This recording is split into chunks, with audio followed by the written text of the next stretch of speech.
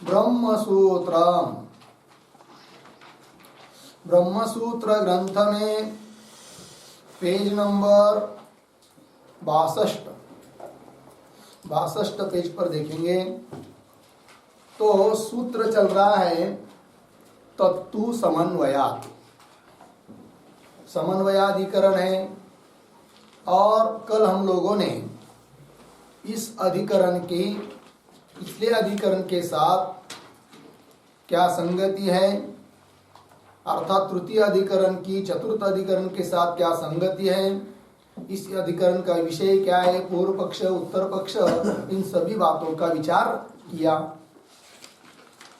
सूत्र का भी व्याख्यान थोड़ा हो गया, मतलब शब्दशः मूल में भाष्य लेना बाकी है, किंतु उसके पहले जो 2 श्लोक दिए हैं अधिकरण के लिए, उन श्लोकों को पढ़कर उसका अन्वय अर्थ देख लेते हैं।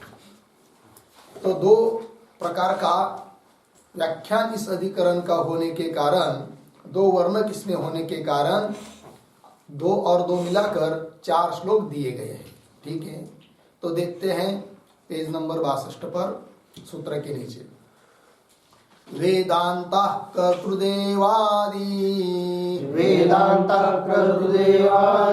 परा ब्रह्म परा उत अनुष्ठानोपयोगित्वात् कर्त्रादि प्रतिपादकाः वेदांता कर्तृदेवादि परा ब्रह्म परा उत अनुष्ठानोपयोगित्वात् कर्त्रादि प्रतिपादकाः। वेदांताः कर्तृदेवादि पराः ब्रह्म पराः उत, ब्रह्म और परा अलग कर दिया ना, एक करना है उसको, ब्रह्म पराः उत अनुष्ठानोपयोगित्वात् कर्त्रादि प्रतिपादकाः। ठीक है, अन्वय वेदांताः कर्तृदेवादि पराः उत ब्रह्म पराः, आगे अनुष्ठानोपयोगित्वात् कर्त्रादि प्रतिपादकाः। ठीक है, अर्थ देखिए भाई। तो पूर्व पक्षी मतलब संदेह हो रहा है पहले, तो विषय तो बता दिया है, तो संदेह क्या हुआ, तो वेदांत उपनिषद वाक्य कर्तृदेवादि पराः उत ब्रह्म पराः, ये हुआ संदेह। ठीक है, सभी वेदांत वाक्य इस अधिकरण के विषय है, तो वे वेदांत वाक्य के बारे में यह संशय हुआ क्या कि वेदांत कर्तृदेवादि परा, कर्तृ मतलब यज्ञादिक का कर्ता और उस यज्ञादिक जिस उद्देश्य किए जाते ऐसे देवता, तो कर्ता और देवता इत्यादि परक इत्यादि को बताने वाले, बताने के लिए है क्या वेदांत वाक्य। उत अथवा ब्रह्म पराः, कि ब्रह्म को ही प्रतिपादन करने वाले स्वतंत्र रूप से वेदांत वाक्य, तो ये 2 विकल्प हुए, मतलब 2 कोटि हुई, तो संशय हो, संदेह हुआ, यह द्विकोटि ज्ञान हुआ। तो वेदांता कर्तृदेवादि पराः उत ब्रह्म पराः। ठीक, अब पूर्व पक्षी बोल रहा है कि नहीं, इन सभी वेदांत वाक्यों को क्या कर्म विधि के शेष होने के कारण कर्तृदेवादि पर ही मान लेना चाहिए। कौन बोलता है? पूर्व पक्षी। तो आगे अनुष्ठानोपयोगित्वात्, अनुष्ठान यज्ञादिकों का अनुष्ठान में उपयोगी होने के कारण जो कर्तादिक है, कर्ता देवता इत्यादि, तो उनको ही प्रतिपादन करने के लिए वेदांत वाक्य है। अर्थात अनुष्ठानोपयोगी जो कर्त्रादि प्रतिपादका, कर्ता देवता इत्यादि के प्रतिपादन करने के लिए ही है कौन? वेदांत वाक्य, अर्थात कर्म विधि के शेष है, ऐसा बोल रहा है कौन? पूर्व पक्षी। तो 2 बात हुई, विषय संदेह हुआ और संदेह के बाद पूर्व पक्षी का अपना कथन हुआ। अब इस पर सिद्धांती बोल रहे अगले श्लोक में, तो अगले श्लोक को पढ़ते हैं। भिन्न प्रकरणा लिंग षट्कात्, लिंग तक लेंगे ना, भिन्न प्रकरणालिंग भिन्न प्रकरणालिंग षट्काच्च ब्रह्मबोधकाः षट्काच्च ब्रह्मबोधकाः सति प्रयोजनेनर्थ सति प्रयोजनेन हानेनुष्ठानतोऽत्र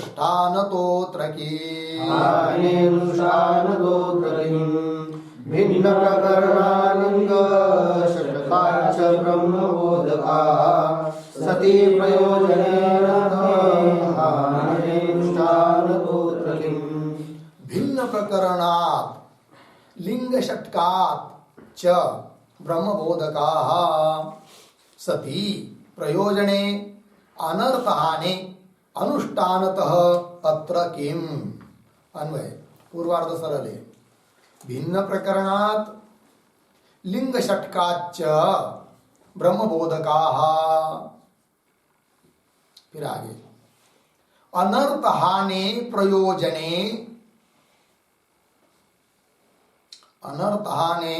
प्रयोजने सति अत्र अनुष्ठानतः किम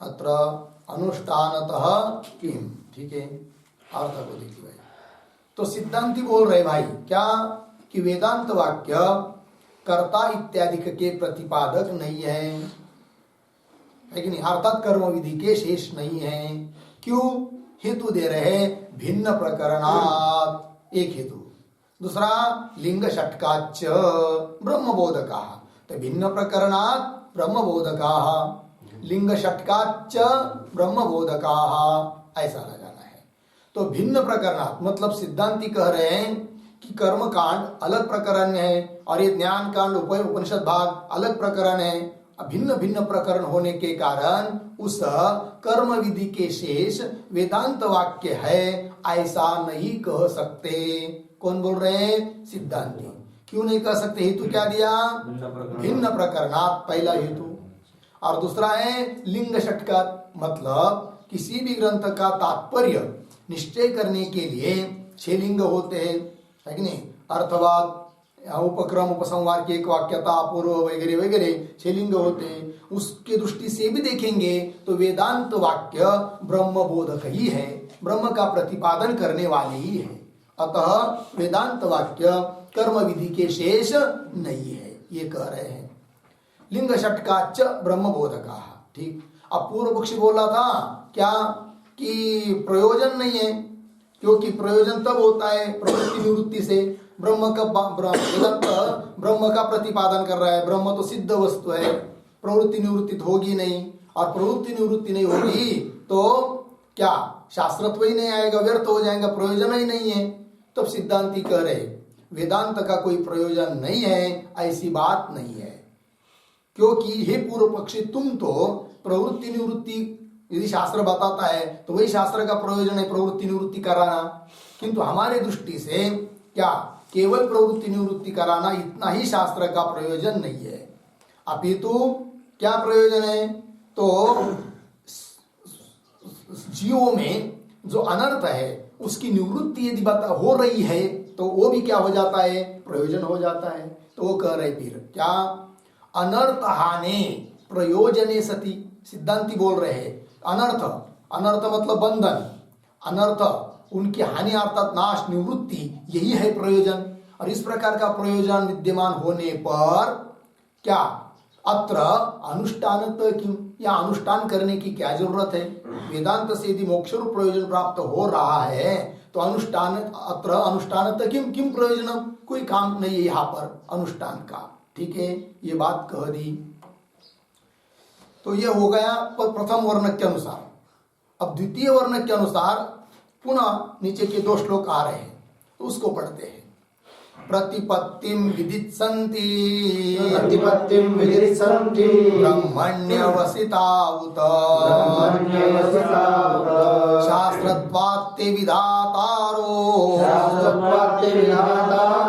मननादेश्च कीर्तनात् प्रतिपत्तिं विदित्सन्ति ब्रह्मण्यवसिता उत शास्त्रत्वात्ते विधातारो मननादेश्च कीर्तनात् प्रतिपत्तिं विदित्सन्ति ब्रह्मणि अवसिता उत शास्त्रत्वात् ते विधातारः मननादेः च कीर्तनात्। अन्वय प्रतिपत्तिं विदित्सन्ति उत उत ब्रह्मणि अवसिताः। हो गया। आगे शास्त्रत्वात् ते विधातारः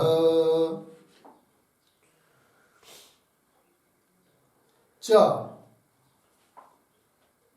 मननादेः कीर्तनात्। ठीक है, देखो भाई, तो कह रहे पूर्व पक्षी वो मतलब संशय हो रहा है। पहले संशय क्या, तो वेदांत वाक्य क्या प्रतिपत्तिम विदित्सन्ति, प्रतिपत्तिम उपासना। तो वेदांत वाक्य उपासना का विधान कर रहे हैं। विदित्सन्ति उत अथवा ब्रह्मणि अवसिता। अवसिता मतलब पर्यवसित है, तात्पर्य वाले हैं। तो ब्रह्म में तात्पर्य वाले हैं वेदांत वाक्य, अथवा उपासना का विधान कर रहे हैं। ये हुआ संदेह, संशय। फिर पूर्व पक्षी बोल रहा है उत्तरार्ध में क्या कि शास्त्रत्वात् ते विधातारः। ते मतलब वेदांत वाक्य विधान करने वाले ही है। क्यों? शास्त्र होने से। क्योंकि शास्त्र वही होता है जो प्रवृत्ति निवृत्ति कराता है। तो विधि बताने वाला ही शास्त्र होता है। तो वेदांत भी शास्त्र है, वेद है, वो वेद है। अतः क्या वो उनमें भी विधानत्व रहना ही चाहिए, तभी उसमें शास्त्रत्व आएगा। तो शास्त्रत्व उसमें होने के कारण ते विधातारः विधान करने वाली है, अर्थात उपासना का विधान करने वाले ही है। कौन? वेदांत वाक्य। दूसरी बात च और हेतु दे रहे वो मननादेः कीर्तनात्।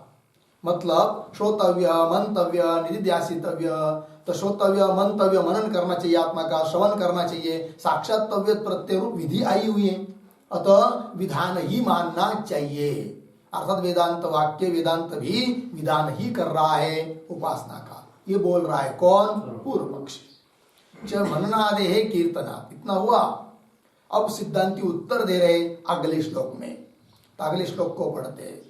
नाकर्तृतन्त्रेऽस्ति बोध विधिः, नाकर्तृतन्त्रेऽस्ति विधिः, शास्त्रत्वं शंसनादपि, शास्त्रत्वं शंसनादपि, मननादेः पुरा बोधात्, मननादेः पुरा बोधात्, ब्रह्मण्यवसितास्ततः, ब्रह्मण्यवसितास्ततः। नाकर्तृतन्त्रेऽस्ति विधिः, शास्त्रत्वं शंसनादपि, मननादेः पुरा बोधात्, ब्रह्मण्यवसितास्ततः।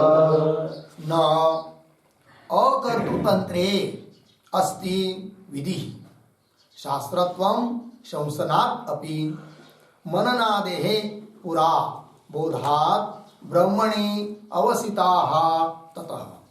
अन्वय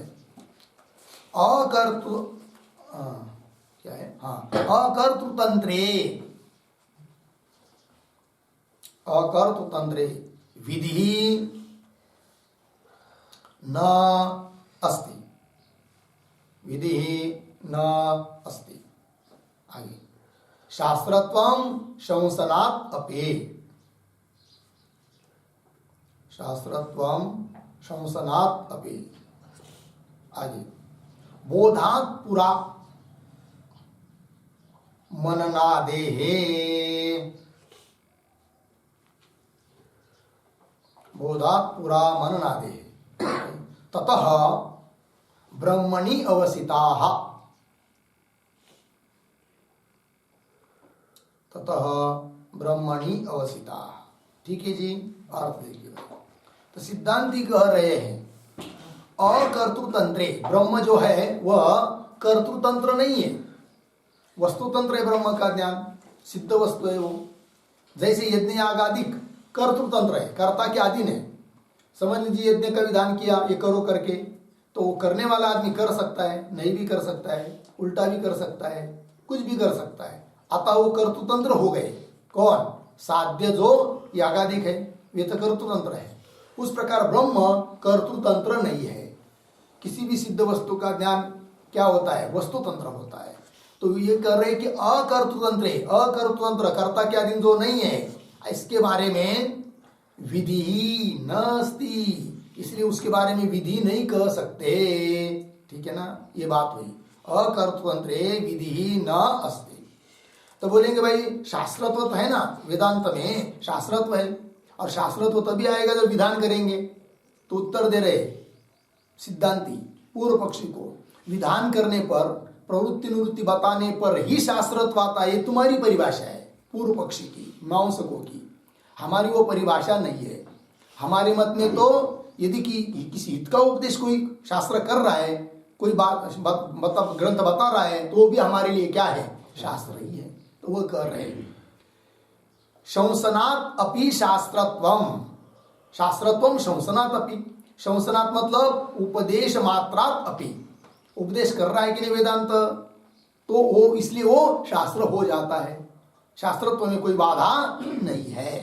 कोई शास्त्रत्वम शंसनात् अपि। शंसनात् का अर्थ उपदेश मात्रात् अपि।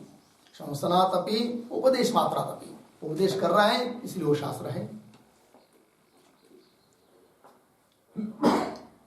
फिर ऊपर के श्लोक में पूर्व पक्ष ने कहा था कि मननादेश कीर्तनात्, मंतव्य निध्यासित ऐसा वर्णन हुआ है, विधान किया हुआ है प्रत्यक्ष। तो कैसा बोल रहे हैं कि विधान नहीं है करके, विधि नहीं है करके? तो उसका उत्तर दे रहे क्या कि बोधात पुरा मननादे। बोध दृढ़ अपरोक्ष साक्षात्कार होने के पहले वो विधान है। कौन सा? मंतव्य निध्यासितव्य इत्यादि मनन करना चाहिए। असंभावना विपरीत भावना हो तो मनन निधिध्यासन करना चाहिए, ये विधान है। किंतु दृढ़ बोध होने के पहले है, दृढ़ बोध होने पर तो नहीं है। अतः कह रहे बोधात पुरा मननादे। ठीक है ना, इसलिए वहां पर तव्यत आदि प्रत्यय को देखकर विधि पर कहीं वेदांत वाक्य है ऐसा नहीं समझना चाहिए, क्योंकि दृढ़ बोध होने के पहले वो विधान है, बाद में नहीं। तो बोधात पुरा मननादे। ठीक है, ततः तस्मात् कारणात् क्या सिद्ध हुआ फिर? ब्रह्मणि अवसिता। वेदांत वाक्य वेदांताः ब्रह्मणि अवसिता। सभी वेदांतों का पर्यवसान तात्पर्य ब्रह्म में ही है। स्वतंत्र रूप से वेदांत वाक्य ब्रह्म का प्रतिपादन कर रहे हैं। लग गया जी, ये बात हो गई। तो दोनों वर्णकों के अनुसार ये दो श्लोक, दो मिलकर 4 श्लोक हो गए। अब भाष्य को देखेंगे। तो भाष्य में इन श्लोकों के नीचे 4 पंक्ति हो चुकी है। शास्त्र योनित्वात् इति प्राप्ते उच्यते, यहाँ तक हुआ है। अब जो अंतिम की 5वीं पंक्ति है, तू शब्द पूर्व पक्ष व्यावृत्त्यर्थ, मिला क्या? यहां से भाष्य चलेगा। तो देखते हैं हम लोग। तो चलो भाई, तो तू शब्द पूर्व पक्ष व्यावृत्त्यर्थ। ठीक है, बोलेंगे कहा का तू शब्द? तो सीधी बात है, सूत्र में भी आया हुआ तू शब्द। तो सूत्र में 3 पद है कि नहीं? तत्, तू, समन्वयात्। तो तू, तत्, समन्वयात्। तो तू शब्द क्यों आया? तो तू शब्द का प्रयोजन बता रहे भाष्यकार भगवान कि तू शब्द पूर्व पक्ष व्यावृत्त्यर्थ, पूर्व पक्षी का निराकरण करने के लिए, मतलब पूर्व पक्षी जिस बात को कह रहा है वैसा नहीं है, इस बात को बताने के लिए आया है। कौन? तू शब्द। पूर्व पक्षी क्या कहता है? तो यहां तक कि भाष्य में हो है कि नहीं, इस सूत्र के प्रस्तावना रूप में जो भाष्य आया है उसमें सब पूर्व पक्षी की बात बताइए। तो पूर्व पक्षी का तात्पर्य कुल मिलाकर इतना ही है क्या कि वेदांत वाक्य स्वतंत्र रूप से ब्रह्म का प्रतिपादन करने वाले नहीं है। अपितु एक तो कर्म शास्त्र के कर्म परक जो शास्त्र है उसका विधि परक जो शास्त्र है कर्म विधि उसके शेष है। क्यों? उपासना विधि के शेष है। कौन? वेदांत वाक्य। ऐसा पूर्व पक्षी का कहना है। तब सिद्धांती कर रहे ऐसी बात नहीं है। तो उस बात को निराकरण, पूर्व पक्षी की बात को निराकरण करने के लिए सूत्र में तू शब्द आया। इसलिए भाष्यकार भगवान ने तू शब्द का अर्थ बताया। क्या? तू शब्द पूर्व पक्ष व्यावृत्त्यर्थ, अर्थात वेदांत स्वतंत्र रूप से ही ब्रह्म का प्रतिपादन कर रहा है, यह अर्थ हुआ। ठीक है, विधि का शेष होकर नहीं, ये बात हुई। आगे चलिए, तद ब्रह्म सर्वज्ञम सर्वशक्ति जगत उत्पत्ति स्थिति लय कारणम वेदांत शास्त्रात एव अवगम्यते। मिला? अब थोड़ा सा अन्वय करेंगे, तो शुरू के दो शब्द छोड़कर आगे सर्वज्ञ यहां से पकड़िए। सर्वज्ञम सर्वशक्ति जगत उत्पत्ति स्थिति लय कारणम, फिर शुरू से तद ब्रह्म, आगे वेदांत शास्त्रात एव अवगम्यते। हो गया जी? चलिए भाई, तो कह रहे तो तद ब्रह्म जो आया उस ब्रह्म के विशेषण है सर्वज्ञ, है कि नहीं? कैसा ब्रह्म? सर्वज्ञ है, सर्वशक्ति है, और जगत की उत्पत्ति स्थिति और लय इनके लिए कारण है। ऐसा जो तद शब्द का अर्थ ब्रह्म, ठीक है? तद ब्रह्म, वो जो ब्रह्म है वह क्या? वेदांत शास्त्रात एव अवगम्यते। उस ब्रह्म का ज्ञान वेदांत शास्त्र से ही होता है, वेदांत शास्त्रों को बिना हो नहीं सकता, ये कह रहे सिद्धांती। ठीक है ना? हाँ। मतलब कर्म विधि का शेष बनकर या उपासना विधि का शेष बनकर वेदांत वाक्य ब्रह्म को बता रहे हैं, ऐसी बात नहीं है। स्वतंत्र रूप से ब्रह्म को बता रहे हैं, और उस ब्रह्म का ज्ञान शास्त्र के बिना हो नहीं सकता। सिद्ध वस्तु होने पर भी अन्य प्रमाणों का विषय होगा वो ब्रह्म, ये बात नहीं है। ब्रह्मात्म भाव का ज्ञान शास्त्र से ही होता है, और वो कौन शास्त्र से? वेदांत शास्त्र से। वही लिखा कि तद ब्रह्म वेदांत शास्त्रात एव अवगम्यते। हो गया, ये सिद्धांत बात हो गई। अब इस पर पूर्व पक्षी पूछ रहा है, क्या? कथम, प्रश्न आया ना आगे शब्द, क्या? कथम। कथम मतलब हाँ, वह ब्रह्म वेदांत प्रमाणक है, ये जो आप बता रहे हो ये कैसे? बताओ, कारण बताओ, क्यों वो वेदांत ब्रह्म प्रमाणक ही है, सॉरी वेदांत प्रमाणक ही है ब्रह्म, ये क्यों? मतलब वेदांत रूप प्रमाण से ही जाना जाता है ब्रह्म, ये ऐसा कैसे आप कह रहे हो? क्या कारण है? ऐसा हेतु पूछ रहा है कौन? पूर्व पक्ष। कथम, प्रश्न चिन्ह हुआ कि नहीं? आगे उत्तर दे रहे, फिर हेतु दे रहे, समन्वया। सिद्धांत हेतु दे रहे समन्वया, कि वह ब्रह्म वेदांत प्रमाणक ही है, क्यों? समन्वया, हेतु दिया। तो समन्वयात क्या भाई? तो समन्वयात के ऊपर एक छोटा वाक्य लिखते हैं।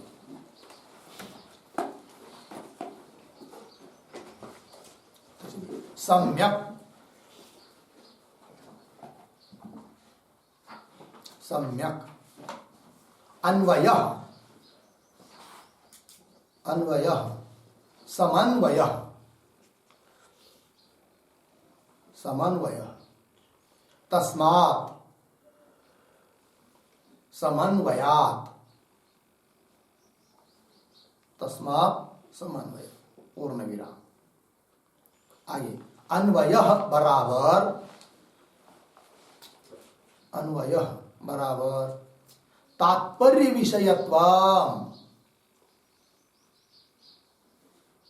तात्पर्य विषयत्वम,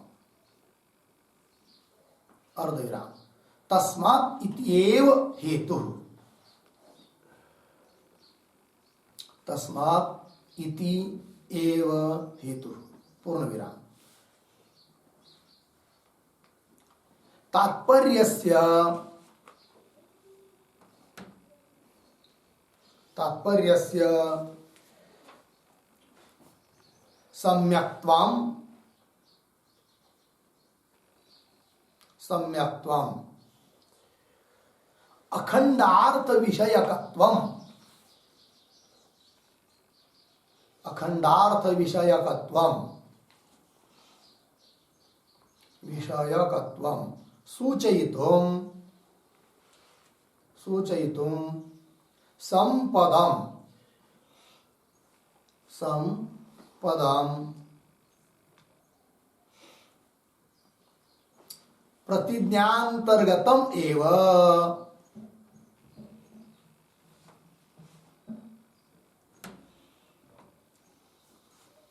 प्रतिज्ञांतर्गतम एव।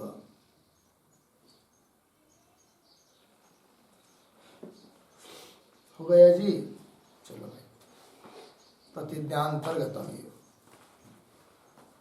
अर्थ की तो मुख्य विग्रह कर दिया। सम्यक अन्वय समन्वय तस्मात् समन्वय। अन्वय मतलब क्या? अन्वय का अर्थ होता है तात्पर्य विषयत्व, तात्पर्य का विषय होने से, है कि नहीं? सभी वेदांत वाक्यों के तात्पर्य का विषय कौन है? ब्रह्म ही है। और वो भी कैसा? सम्यक तात्पर्य का विषय है। तो उस तात्पर्य में सम्यक्त्व क्या है भाई? तो लिख के दिया आपको, तात्पर्य से सम्यक्त्व मतलब अखंडार्थ विषयकत्व, अर्थात अखंडार्थ रूप जो ब्रह्म तत्व है उसी में तात्पर्य सभी वेदांत का, ठीक है ना? अखंडार्थ विषयकत्व सूचित, तुम इस बात को सूचित करने के लिए संपद भी प्रतिज्ञा अंतर्गत ही है। समन्वया, अन्वयात अर्थात समन्वया, सम्यक रूप से अखंडार्थ में ही, ब्रह्म में ही सभी वेदांत वाक्यों का अन्वय तात्पर्य होने से क्या कि ब्रह्म वेदांत प्रमाणक ही है, अर्थात वेदांत रूप प्रमाण से ही जाना जाता है। कौन? ब्रह्म, ठीक है? तो ब्रह्म का स्वतंत्र रूप से प्रतिपादन कर रहा है वेदांत, ये तात्पर्य हुआ। चलिए आगे भाष्य में आगे, सर्वेषु ही वेदांतेषु वाक्यानि तात्पर्येण एतस्य अर्थस्य प्रतिपादकत्वेन समनुगतानि। ठीक है जी? तो देखो भाई, और वो वाक्य कौन है फिर? तो वाक्य भी दे रहे तो उदाहरण के रूप में, तदेव सौम्यदम अग्रासीत् एकमेवाद्वितीयम् आत्मा वा इदम एक एव अग्रे आसीत् तत् एतत् ब्रह्म अपूर्वम अनपरम अनंतरम अबाह्यम अयमात्मा ब्रह्म सर्वानुभूत ब्रह्म एव इदम अमृतम पुरस्तात् इत्यादीनि। इत्यादीनि क्या? इत्यादीनि वाक्यानि। हाँ, इसके पहले आए ना वाक्यानि, इत्यादीनि वाक्यानि, ऐसा लगाना। तो देखिए पढ़ता हूं, समन्वय के आगे देखिए, सर्वेषु ही वेदांतेषु मिला इतना, तो अन्वय करना हो तो कैसा करने की फिर? तो ही समन्वय के बाद ही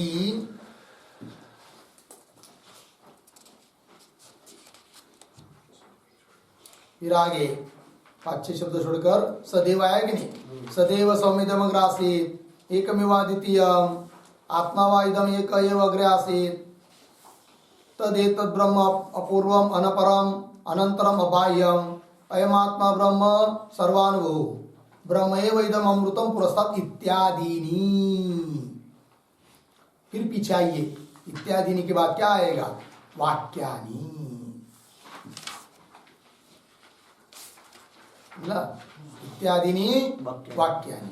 तो वाक्यानि के बाद फिर उसके पीछे 1-2 शब्द छोड़कर पीछे सर्वेषु वेदांतेषु, सर्वेषु वेदांतेषु आगे तात्पर्येण, वही पर है। हाँ, वेदांतेषु के बाद एक पद छोड़कर आगे तात्पर्येण एतस्य अर्थस्य प्रतिपादकत्वेन समनुगतानि। हो गया? और देखिए भाई, तो कथम प्रश्न पूछा था पूर्व पक्ष ने, उत्तर दिया सिद्धांतियों ने समन्वया। अब उसको स्पष्ट कर रहे हैं, क्या? ही क्यों किए? तो ही क्या? वाक्यानि। तो कौन वाक्य? तो बीच वाले वाक्य आ गए सब, इत्यादि ये सब वाक्य क्या करते भाई? तो वाक्यानि सर्वेषु वेदांतेषु, समस्त वेदांतों में, तात्पर्य न मतलब समस्त वेदांत में, उपनिषदों में जितने भी वाक्य आए हुए हैं वे सभी वाक्य तात्पर्येण एतस्य अर्थस्य, तात्पर्य से, तात्पर्य रूपेण एतस्य अर्थस्य, इस ब्रह्मरूप अर्थ का ही प्रतिपादन करते हैं। लेकिन एतस्य अर्थस्य प्रतिपादकत्वेन, इस ब्रह्मरूप अर्थ का ही प्रतिपादक रूप में प्रतिपादन कर रहे तो प्रतिपादकत्वेन समनुगतानि, प्रतिपादक रूप से समन्वय उनका होता है। तात्पर्य क्या? सभी वेदांत वाक्यों का तात्पर्य इस अखंड एक रस ब्रह्म का प्रतिपादन करने में ही है। अतः ब्रह्म वेदांत प्रमाणक है, अर्थात वेदांतों के द्वारा स्वतंत्र रूप से ब्रह्म का प्रतिपादन हो रहा है। इस बात की सिद्धि हुई। तो देखो ही लग गए तो सब वाक्यानि सर्वेषु वेदांतेषु, सभी वेदांतों में लग गए कि नहीं?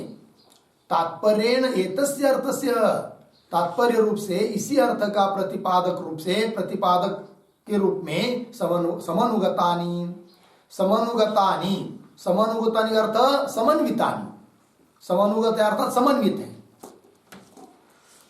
ठीक है, समनुगतानि का अर्थ है समन्वितानि।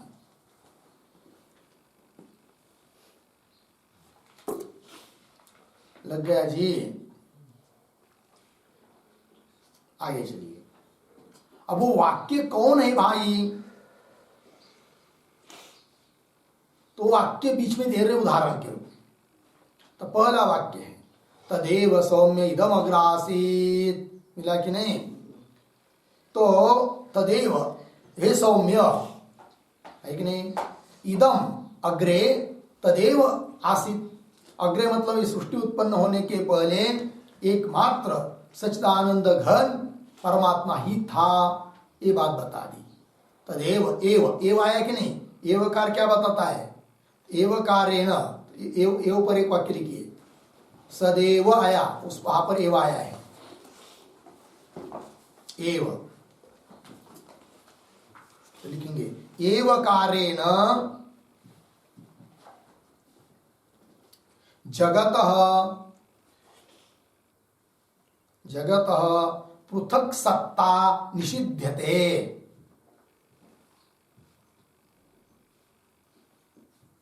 जगतः पृथक सत्ता निषिध्यते। ठीक है, एवकारेण, एवकार बता रहा है कि जगत की पृथक सत्ता नहीं है, पृथक सत्ता का निषेध कर रहा है एवकार। ठीक है, चलो भाई, एक वाक्य हुआ। और आगे एकम एव अद्वितीयम, यहां पर भी तीन पद आए, एकम एव अद्वितीय। ये तीन पद क्यों आए भाई? तो ये तीन पद इसलिए आए कि ब्रह्म में सजातीय भेद, स्वगत भेद, विजातीय भेद नहीं है। सजातीय विजातीय स्वगत भेद का निराकरण करने के लिए ये तीन पद है। कौन से? एकम एव अद्वितीय। ठीक, तो सीधा ब्रह्म का प्रतिपादन कर रहे सभी वाक्य। और आत्मा वा इदम एक एव अग्रे आसीत, है कि नहीं? तो इदम आत्मा एव अग्रे इदम, है कि नहीं? आत्मा एव इदम एक अग्रे आसीत, यह आत्मा ही एकमात्र इस सृष्टि के पहले था, ये भी बताया। और श्रुति, अलग अलग जगह की श्रुति है। छांदोग्य की हुई, ऐतरेय उपनिषद, फिर बृहदारण्य बता रहे, फिर मुंडक आएगा। ठीक है, बहुत सारे जगह के उदाहरण दिए। फिर आगे सूत्र श्रुति आ रही है, तद एतद ब्रह्म अपूर्वम अनपरम अनंतरम अबाह्यम। वो ब्रह्म कैसा है भाई? तो कह रहे तद एतद, एतद मतलब अपरोक्ष है वो ब्रह्म, और पुनः अपूर्व है, अनपर है। अपूर्व है मतलब क्या? अपूर्व है अर्थात उसके पूर्व में कोई नहीं है, अर्थात कारण शून्य है। क्योंकि पूर्व में कौन रहता है? कारण। कार्य उत्पन्न होने के पहले कौन रहता है? कारण। तो ब्रह्म को उत्पन्न करने वाला कोई नहीं है, तो ब्रह्म कैसा हुआ फिर? अपूर्वम। अनपरम, अनपरम का अर्थ कार्य रहितम। पुनः अनंतर है, अर्थात उसके जैसा कोई दूसरा नहीं है, जात्यंतर रहित है। ये बात बता रहे इस श्रुति के द्वारा। तो ये जो श्रुति आई है तद एतद ब्रह्म, इस पर लिखते एक वाक्य, तद और बराबर ब्रह्म,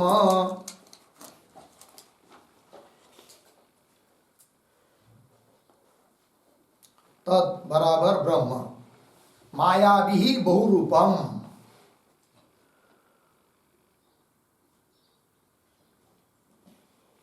मायाभिः बहुरूपम पूर्ण विराम।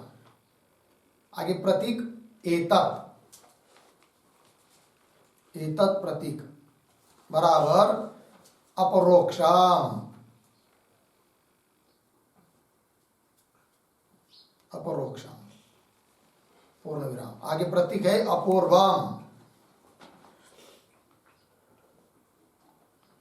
अपूर्वम बराबर कारण शून्यम,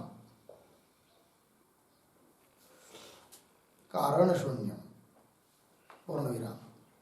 आगे प्रतीक अनपरम, अनपरम बराबर कार्य रहितम, कार्य रहितम। फिर प्रतीक है अनंतरम, अनंतरम बराबर जात्यंतरम अस्य नास्ति, जात्यंतरम अस्य नास्ति अर्धविराम। एक रसम इत्यर्थः, एक रसम इत्यर्थः पूर्ण विराम। आगे प्रतीक है अबाह्यम, अबाह्यम बराबर अद्वितीयम, अद्वितीयम हो गया। चलो भाई अर्थ तत् मतलब ब्रह्म कैसा है, तो माया भी बहुरूप, माया के कारण बहुरूप दिखाई दे रहा है, उपाधि के कारण, वस्तुता वो एक ही है। एतत्, एतत् मतलब अपरोक्ष है वो ब्रह्म। और अपूर्व, अपूर्व का मतलब है कारण शून्य, उसका कोई कारण नहीं है, कारण रहित है। और अनपरम कार्य रहितम, वस्तुता देखा जाए तो उसका कोई कार्य भी नहीं है कि नहीं। वो प्रतीत हो रहा है जगत, इसलिए संगति लगाना पड़ रही है।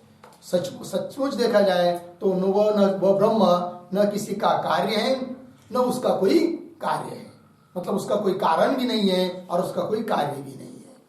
रज्जु के ऊपर सर्प प्रतीत हो रहा है, दिखाई दे रहा है, इसलिए बोलना पड़ रहा है कि सर्प का कारण रज्जु है। किंतु रज्जु के दृष्टि से देखेंगे और वास्तविक स्थिति देखेंगे तो रज्जु पर सर्प ही नहीं है, तो सर्वज्जु किसका कारण बनेगी, नहीं बनेगी। उसी प्रकार ब्रह्म पर जगत वस्तुता है नहीं है तो किसका, उसका वो ब्रह्म क्या, ब्रह्म का कोई कार्य है ये कैसा कह पाएंगे, अर्थात नहीं कह सकते। तो ब्रह्म हुआ फिर अपूर्वम अनपरम। और कैसे है भाई, अनंतरम, अनंतरम का मतलब है जात्यंतरम अस्य नास्ति, उसका कोई उसके जाति के जैसा और दूसरा कोई नहीं है, मतलब एक रस है वो। और अबाह्यम, अबाह्यम का अर्थ कर दिया अद्वितीयम, ऐसा वो ब्रह्म तत्व है। लगा, आगे चलिए। वन एतत् एतत् ब्रह्म अपूर्वम अनपरम अनंतरम अबाह्यम। और आगे श्रुति अयम आत्मा ब्रह्म, यह आत्मा ही ब्रह्म है। और कैसा है वो, सर्वानुभू।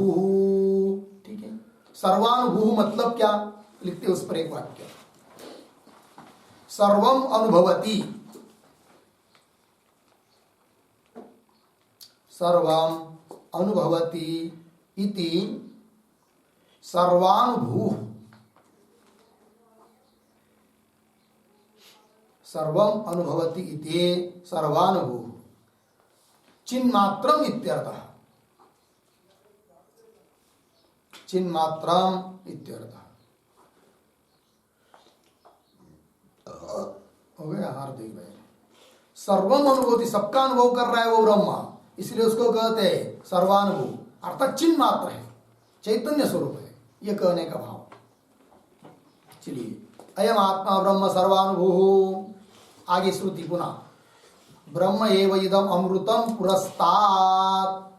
ठीक है ना, बस एकमात्र ब्रह्म ही है, तो पुरस्तात् सामने जो भी दिखाई दे रहा है वो अविद्वान के लिए जगत दिखाई दे रहा है, किंतु विद्वान ज्ञानी के लिए सब कुछ ब्रह्म ही प्रतीत हो रहा है। ठीक, इसलिए कह रहे ब्रह्म एव इदम अमृतम, अमृत स्वरूप ब्रह्म ही है, पुरस्तात् जो भी सामने विद्यमान है। तो लिखते इस पर भी एक वाक्य, यत् पुरस्तात्, यत् पुरस्तात् बराबर पूर्व दिग्वस्तु जातम,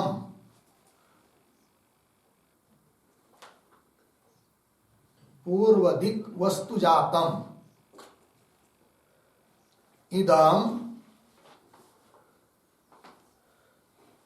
इदम अब्रह्म एव, अब्रह्म एव अविदुषाम भाति, अविदुषाम भाति अर्धविराम। तद अमृतम ब्रह्म एव, तद अमृतम ब्रह्म एव वस्तु विदुषाम, विदुषाम भाति इत्यर्थ। ठीक हो गया। देखो भाई अर्थ, तो यत् पुरस्तात् मतलब पूर्व दिक, सामने जो भी वस्तु जात है, वस्तु है, इदम अब्रह्म, ये सब अब्रह्म है। किन किन के लिए? अविदुषाम भाति, अविद्वानों के लिए वो सब अब्रह्म प्रतीत होता है, जड़ के रूप में प्रतीत होता है जगत। और तत् वो सब कुछ अमृतम ब्रह्म, ब्रह्म ये ब्रह्म के अलावा कुछ नहीं है, ब्रह्म एव वस्तु। ये इस प्रकार की प्रतीति होती है किसको? विदुषाम, विद्वानों को। ये बात हो गई। तो वही चलिए आगे, ब्रह्म एव इदम अमृतम पुरस्तात् इत्यादि। लग गया अर्थ? इत्यादि पूर्ण विराम हुआ उसके बाद, और उसका हमने पीछे कर दिया है। इत्यादि ये सब वाक्य, वेदांतों के वाक्य। क्या जी? वेदांतों में जितने भी वाक्य है वो सब वाक्य तात्पर्य से इस ब्रह्मरूप अर्थ में ही प्रतिपादक रूप से समनुगत है, अर्थात समन्वित है। यह अर्थ हो गया। आगे चलिए, न च तद्गतानां पदानां ब्रह्म स्वरूप विषये निश्चिते समन्वये अवगम्यमाने अर्थांतर कल्पना युक्ता। वाक्य के आरंभ में जो न आया है उसका अन्वय युक्ता के साथ होगा, न युक्ता। फिर क्या कर रहे? च, ठीक है। तो न च इत्यादि पंक्ति आई है, तो उसके पूर्व में अवतरणिका के रूप में एक वाक्य लिखेंगे। लिखते हैं, ननो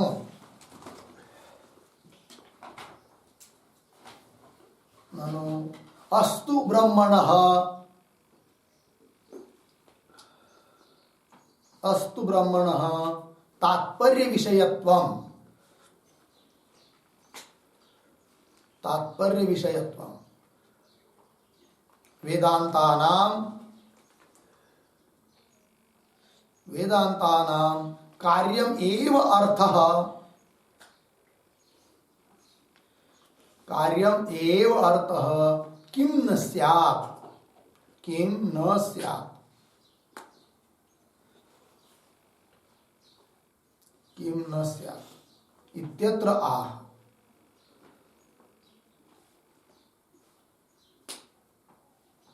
हो गए जी? देखो भैया,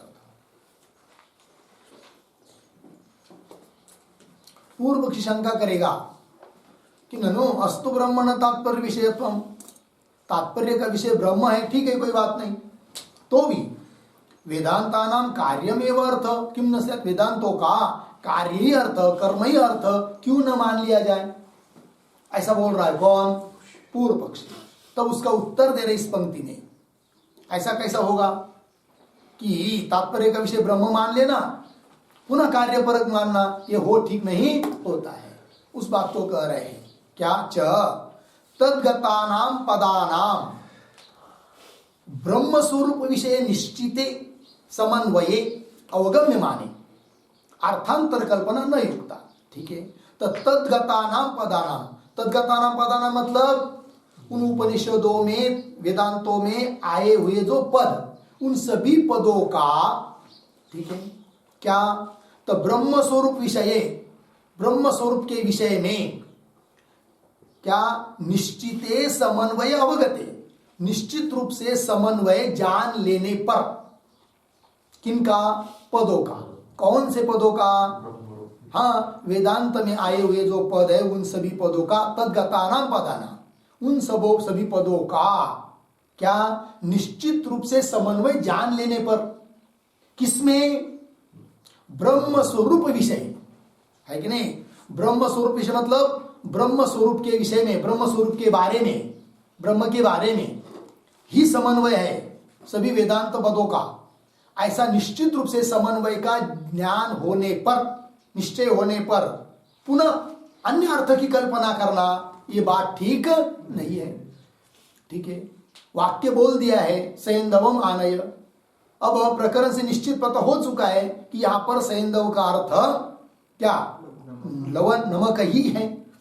तो ऐसा निश्चय होने पर भी यदि कोई कहेगा कि अरे नहीं भाई, सैंधव आनय, इस वाक्य का, वाक्य में जो पद है सैंधव, उसका अर्थ लवण मान लो, तो भी वो घोड़े को बता रहा है ऐसा बोलो, तो ठीक रहेगा क्या? ऐसा कैसा होगा? एक बार किसी अर्थ में तात्पर्य का निश्चय हो जाने पर उन पदों का अन्य अर्थ भी है, ये कल्पना करना कोई उचित नहीं है। वो कह रहे क्या? च तद्गतानाम पदानाम, तद्गत मतलब वेदांत में आए हुए पद, उपनिषदों में आए हुए पद, उन सभी पदों का ब्रह्म स्वरूप विषय, ब्रह्म स्वरूप के विषय में क्या जी? निश्चिते समन्वय अवगम्य माने, निश्चित रूप से समन्वय अवगम्य मान होने पर, जान लेने पर अर्थांतर कल्पना न युक्ता। अर्थांतर कल्पना मतलब कौन?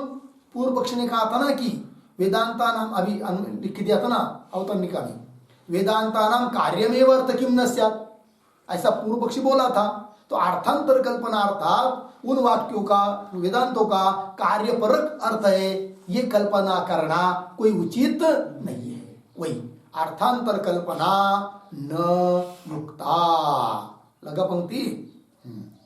तो अर्थांतर कल्पना न युक्त पद वाक्य हुआ कि नहीं? इस पर एक वाक्य लिखिए अर्थांतर कल्पना के बाद। वेदांतानाम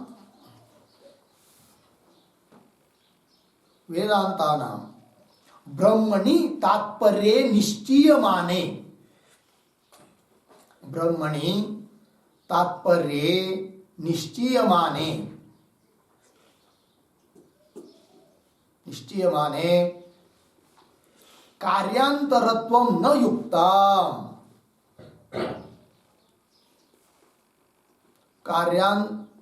कार्यार्थत्वं न युक्तम्, निश्चयमाने कार्यार्थत्वं न युक्तम्, अर्धविराम। उद्धरण चिन्ह में यत् परः शब्दः, यत् परः शब्दः सह शब्दार्थः, यत् परः शब्दः सह शब्दार्थः, उद्धरण चिन्ह बंद, इति न्यायात्, इति न्यायात्, पूर्ण विराम हो गया। देखो भाई अर्थ क्या? तो वेदांता नाम, सभी वेदांत वाक्यों का ब्रह्मणि तात्पर्य निश्चय माने, ब्रह्म में ही तात्पर्य है ऐसा निश्चय होने पर कार्यार्थत्व, अन्य कार्य के लिए, कर्म आदि को बताने के लिए वेदांत वाक्य है ऐसा कहना न युक्तम, वो उचित नहीं है। क्यों भाई? नियम है एक, क्या? यत् पर शब्द स शब्दार्थ, यत् पर मतलब जिसमें तात्पर्य होता है शब्द का, स शब्दार्थ वही उस शब्द का अर्थ होता है। सैंधव मानय भोजन के प्रसंग में उच्चारण किया हो तो वहां पर सैंधव पद का तात्पर्य किसमें है? लवण में, अतः सैंधव पद का लवण ही अर्थ है। और यदि यात्रा के प्रसंग में यदि सैंधव मानय शब्द का प्रयोग किया हो तो वहां पर तात्पर्य किसमें है? अश्व में है, अतः वहां पर सैंधव शब्द का अर्थ घोड़ा ही होगा। तो जिसमें तात्पर्य होता है वही उस शब्द का अर्थ होता है। अब ब्रह्म में तात्पर्य मान लेने पर, निश्चय होने पर उन सभी वेदांत वाक्यों का अर्थ क्या होगा? फिर ब्रह्म ही होगा। और ऐसे होते हुए भी कार्यार्थ अन्य कार्य है कि नहीं?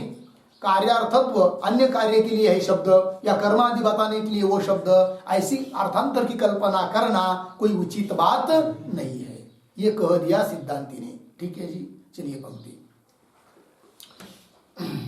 होगा इतना।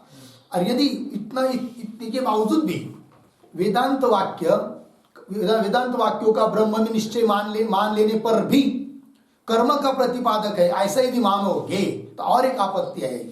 क्या होगा?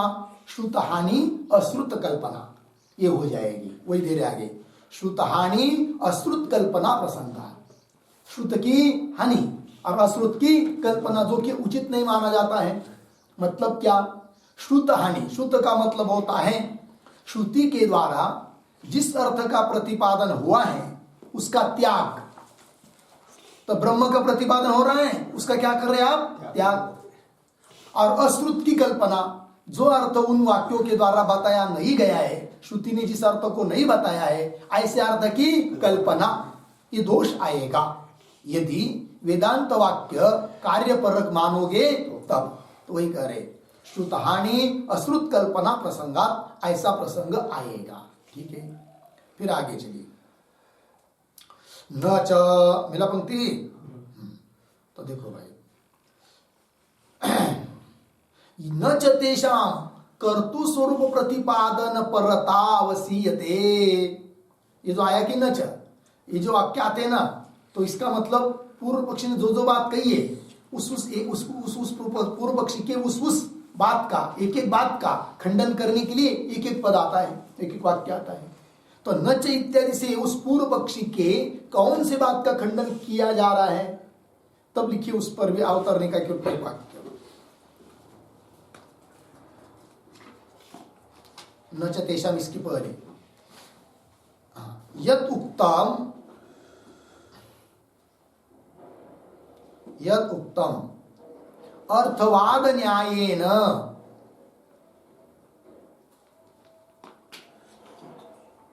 अर्थवाद न्यायेन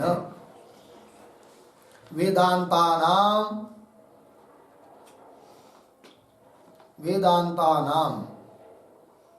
कर्त्रादिस्तावकत्वम, कर्त्रादिस्तावकत्वम इति तत्र आह, तत्र आह न च तेषाम इत्यादि।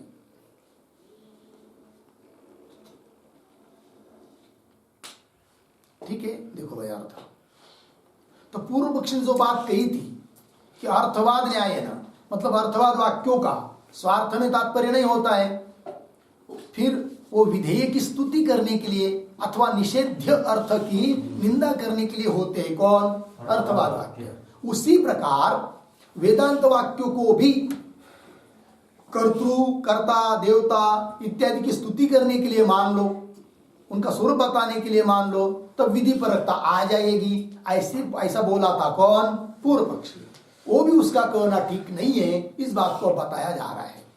यद उत्तम अर्थवाद न्यायेन वेदांतानाम कर्त्रादिस्तावकत्वमिति, तत्र उस पर लिख रहे भाष्यकार भगवान, न च तेषाम कर्तु स्वरूप प्रतिपादन परता अवसीयते, न का अन्वय अवसीयते के साथ। फिर कैसा होगा? च तेषाम, तेषाम वेदांतानाम किंवा वेदांत वाक्यानाम वेदांतानाम कर्तृ स्वरूप प्रतिपादन परता अवसीयते, न अवसीयते, मतलब कर्ता का स्वरूप प्रतिपादन परक वेदांत वाक्य है, इति न अवसीयते, ऐसा निश्चय नहीं किया जा सकता है। क्यों? कारण बता रहे आगे। तत्केन कम पश्येत इत्यादि क्रियाकारक फल निराकरण श्रुते है, ये तो दिया है कि नहीं? तो श्रुति है तत्केन कम पश्येत, ब्रह्म तत्व का साक्षात्कार हो जाने पर उस ब्रह्म विद्या काल में कौन, किस साधन से, केन किस साधन से, कम किसको विषय करेगा, किसको देखेगा, अर्थात किसी को नहीं देखेगा, क्योंकि उस समय सब कुछ उसके लिए क्या हो चुका है? ब्रह्म ही हो चुका है कि नहीं? तो सभी का निराकरण कर दिया है, मतलब सभी कारकों का, फलों का निराकरण कर दिया किसने? श्रुति ने। तो पंक्ति देखिए, तब केन कम पश्येत, है कि नहीं? ब्रह्म विद्या काल में कौन किस कारण से, किस निमित्त से, किस विषय को देखेगा, अर्थात नहीं देखेगा। कम पश्येत इत्यादि, इत्यादि श्रुति में क्रिया, दर्शन रूप क्रिया, कारक, करण, कर्म इत्यादि कारक, कर्ता, कर्म, करण इत्यादि कारक और फल, इन सब का निराकरण किया हुआ है, निराकरण किया है। इसका मतलब क्या? तो अर्थवाद वाक्यों की तरह वेदांत वाक्य कर्ता इत्यादि की स्तुति के लिए ये मान नहीं सकते, क्योंकि कर्ता बचा ही कहां स्तुति करने के लिए? न कर्ता बचाए, न कर्म बचाए, न करण बचाए, कोई नहीं, क्योंकि सब कुछ क्या हुआ? ब्रह्म ही हुआ है। तब वो वेदांत वाक्य कर्ता की स्तुति के लिए ये कैसे मान सकते? अर्थात नहीं मान सकते। लगा पंक्ति? इत्यादि क्रियाकारक फल निराकरण श्रुते है क्या? इस पर एक वाक्य लिखते टिप्पणी, निराकरण श्रुते पद आया ना, लिखते हैं वेदांतानाम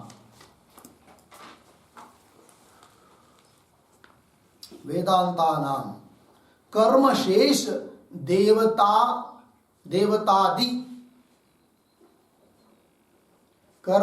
देवतादि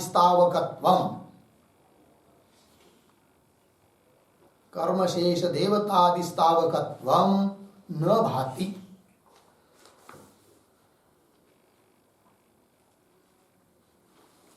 कर्मशेष देवतादि स्थावकत्वम न भाति। अर्धविराम। किंतु ज्ञान द्वारा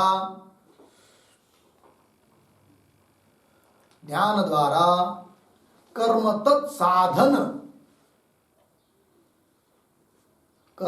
तत्साधन नाशकत्वम एव भाति। नाशकत्वम एव भाति। पूर्ण विराम। अर्थवादानां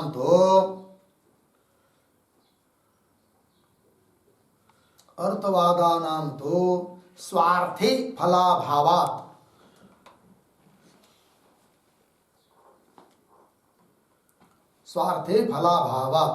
स्तुति लक्षणा कौंस में लिखिए स्तुत्यर्थे लक्षणा। स्तुति अर्थे लक्षणा कौंस बन संभवती इति भाव। संभवती इति भाव। ठीक, चलो भाई अर्थ। वेदांतानां कर्मशेष देवतादि स्थावकत्व न भाति। वेदांत वाक्य कर्म के शेषभूत देवता और कर्ता इत्यादि की स्तुति के लिए है, ऐसी प्रतीति नहीं होती है। फिर क्या प्रतीति होती है? किंतु ज्ञान द्वारा, वेदांत वाक्यों से जब ज्ञान हो जाता है तो ज्ञान द्वारा कर्म तत्साधन, कर्म का साधन, इन सब का नाश हो जाता है, निवृत्ति हो जाती है। कर्ता कर्म कोई बचता नहीं है कि नहीं? मतलब सब कुछ ब्रह्म ही मालूम पड़ता है। तो तत्साधन नाशकत्व एव भाति। अच्छा, फिर अर्थवादों के साथ वेदांत वाक्य की तुलना नहीं कर सकते। वहां की बात अलग है, यहाँ की बात अलग है। वहां की क्या बात है? तो अर्थवादानाम तो स्वार्थे फलाभावात्, स्वार्थ में उनका तात्पर्य नहीं है, और स्वार्थ उनका जो निजी अर्थ है, शक्यार्थ, उनमें उनसे कोई फल भी नहीं है। इसलिए वहां पर तो अर्थवाद वाक्यों में तो अर्थवाद वाक्यों की लक्षणा की जाती है। स्तुति अर्थ में स्तुति लक्षणा है कि नहीं? मतलब स्तुति अर्थ, स्तुति रूप अर्थ में उन वाक्यों की क्या की जाती है? लक्षणा की जाती है, संभवती। उस प्रकार वेदांत वाक्यों का नहीं है, क्योंकि वेदांत वाक्यों का स्वार्थ में तात्पर्य है। वेदांत वाक्यों के द्वारा जिस अर्थों को बताया जा रहा है उसी में तात्पर्य है, उसमें फल भी है। इसलिए अर्थवाद के साथ तुलना वेदांत वाक्यों की नहीं हो सकती है। लगा जी? तो चलिए मूल में न तेषां कर्तु स्वरूप प्रतिपादन परता न अवश्यते तत्केनकं पश्येत् इत्यादि क्रियाकारक फल निराकरण श्रुते है। हो गया ना जी? आगे चलिए। न च परिनिष्ठित वस्तु स्वरूपत्वे अपि प्रत्यक्षादि विषयत्व ब्रह्मण है कि नहीं? पूर्व पक्षी ने एक बात और कही थी, उसका खंडन कर रहे हैं। तो कौन बात कही थी? तो समझने के लिए इसके भी अवतरणिका के रूप में एक वाक्य लिखेंगे। यद उत्तम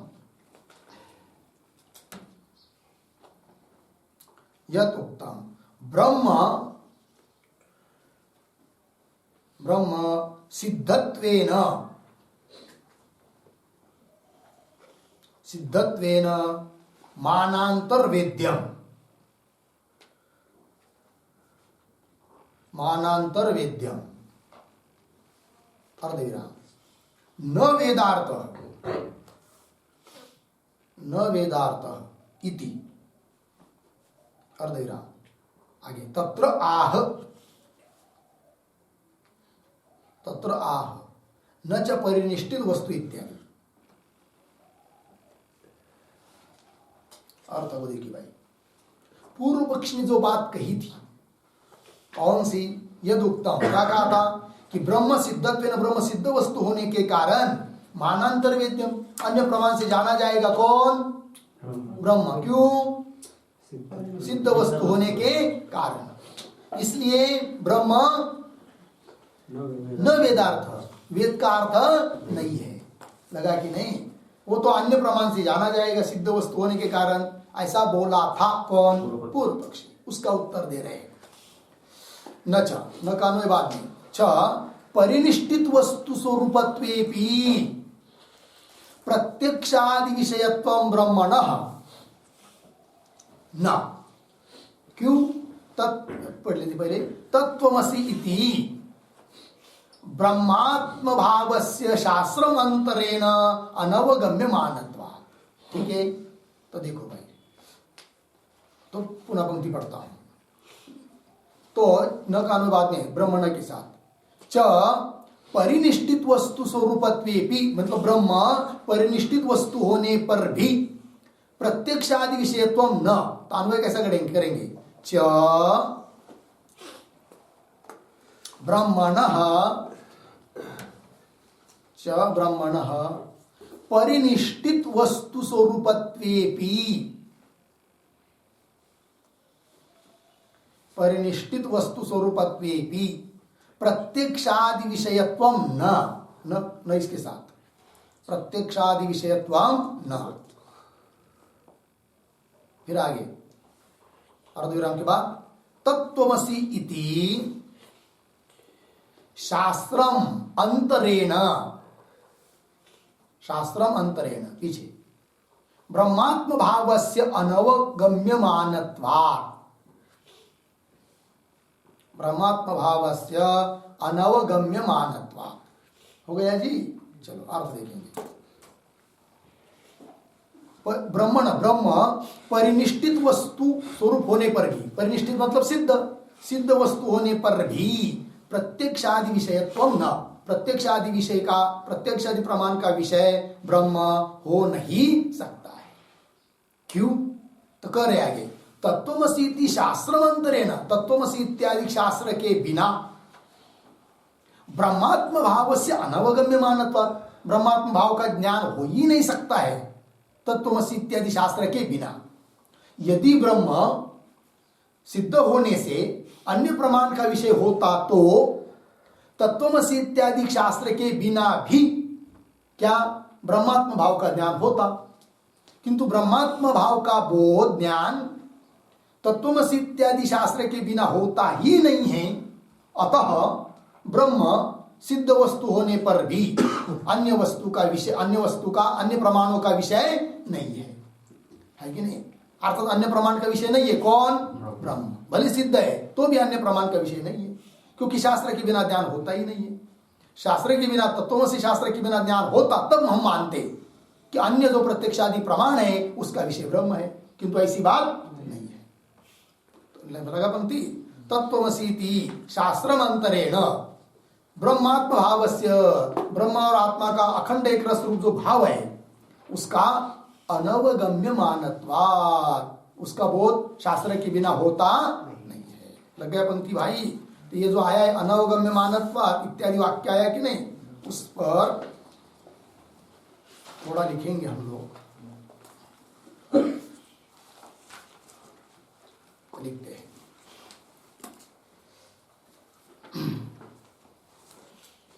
हे पूर्व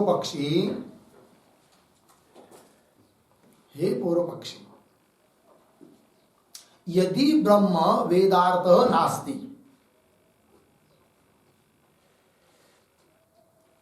यदि ब्रह्म वेदार्थ नास्ति अर्धविराम तर्हि धर्म अपि न वेदार्थ तर्हि धर्म अपि न वेदार्थ पूर्णविराम तथा ही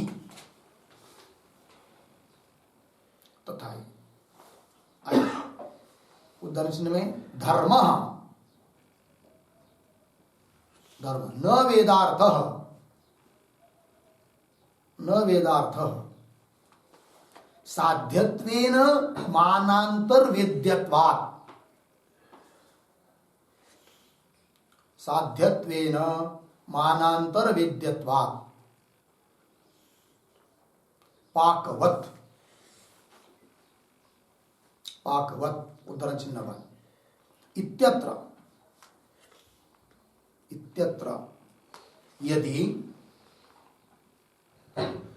यदि पूर्व पक्षी वदति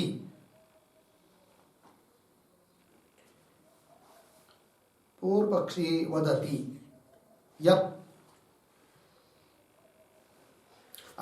वेदं विना धर्मस्य निर्णयः वेदं विना धर्मस्य निर्णयः न भवति अर्धविराम किंवा पूर्णविराम अतः धर्म वेदार्थ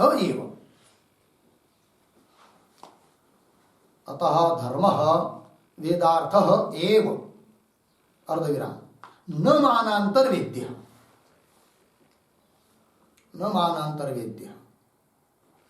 पूर्णविराम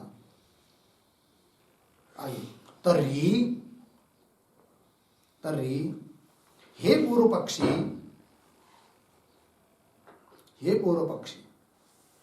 वयम अपि ब्रूमः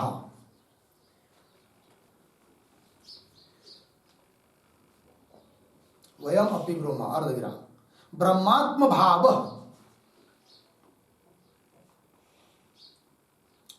भाव कौंस में लिखिए ब्रह्म कौंस बंद आगे अपि वेदांतम कौंस में लिखिए तत्त्वमसि इत्यादि शास्त्रम कौंस बंद आगे विना न अवगम्यते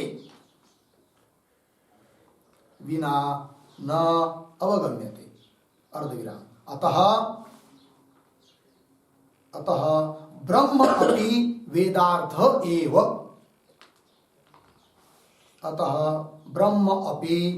वेदार्थ एव पूर्णविराम परिनिष्ठित वस्तु स्वरूपत्वे अपि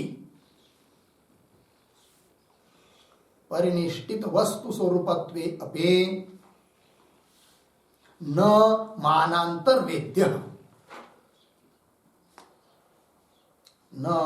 मानांतर वेद्य इति भाव।